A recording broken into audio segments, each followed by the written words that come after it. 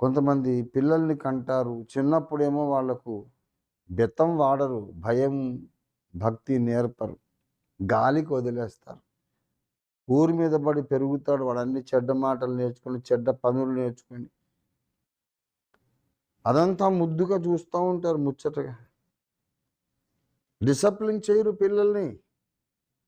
ఆడు పెద్దోడై మీసాలు గడ్డాలు వచ్చి పెళ్ళిడికి వచ్చిన తర్వాత, ఒరే నువ్వు రక్షణ పొందురా, తొందరగా రక్షణ పొందురా అని చెబుతారు. ఆడెందుకు పొందుతాడు? అప్పుడు ఏడుపు ప్రార్థన మొదలు పెడతారు.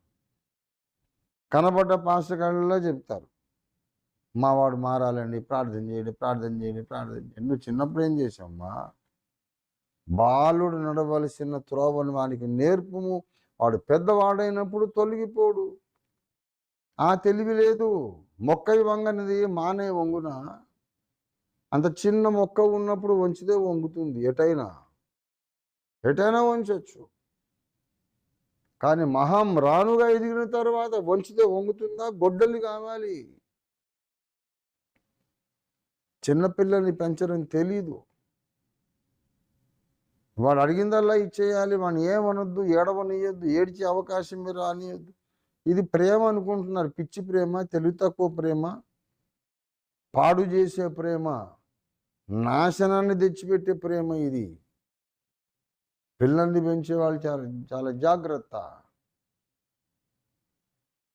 పసి వయసులో, లేత వయసులో ఉన్నప్పుడే వాడికి అమ్మో ఈ మాట అంటే అమ్మ కోపడుతుంది, నాన్నగారి కోపం వస్తుందని భయం పుట్టించాలి.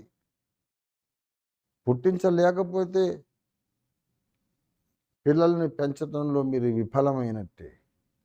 నాకు ఏ వయసు వచ్చినా మా అమ్మ నాన్న గుర్తొస్తే భయం వేస్తుంది. వాళ్ళు ఎక్కడున్నారు? మూడో ఆకాశంలో ఉన్నారు. భూమి మీద నేను ఏమైనా చేసుకుంటాను. వాళ్ళు వస్తారా ఇప్పుడు దిగి? ఎవడైనా పోయి వాళ్ళకి చెప్తాడా? కానీ ఏదైనా ఒక చెడు మాట మాట్లాడాలన్నా, ఏదైనా ఒక అన్యాయమైన పని చేయాలన్నా ఆ పెద్దలు జ్ఞాపకం వచ్చి భయం వేస్తుంది. అయ్యో బాబోయ్, ఇలా చేస్తే అమ్మకి ఇష్టం లేదుగా, నాన్నకి ఇష్టం లేదుగా అనిపిస్తుంది. నన్ను ఏం చిత్తకొట్టలేదు వాళ్ళు, వాతలు తీరేటట్టుగా కొట్టలేదండి. ఏయ్ బాబు అని ఆ స్వరంతోనే నాలో భయం సృష్టించేశారు. ఆ భయంతోనే నన్ను పెంచారు. కొట్టలా. మా అమ్మ నన్ను ఒక్కసారి కొట్టింది, చెప్పాను కదా ఇంతకుముందు ప్రసంగాల్లో చెప్పి. ఇంకా ఎప్పుడు నానైతే అసలే కొట్టలేదు. కానీ భయం, బోల్డు భయం. అల్లరి చేసేటప్పుడు నాన్నగారు వస్తే, నాన్నగారు వచ్చారు, అల్లరి చేతి అందరూ చుప్చాప్ గప్ చుప్ అయిపోవాళ్ళు. ఆ భయం ఉండేది ఆ రోజుల్లో. వాడిని చిన్నప్పుడు ఏమో దారిలో పెట్టకుండా వదిలేసి, వాడికి 30 ఏళ్ళు వచ్చినాక నువ్వు రక్షణ పొందంటే ఎందుకు పొందుతాడు? అప్పుడు ఏడుపు అందుకుంటారు. ఏడుపే మిగిలింది, ఇంకేం మిగిలింది?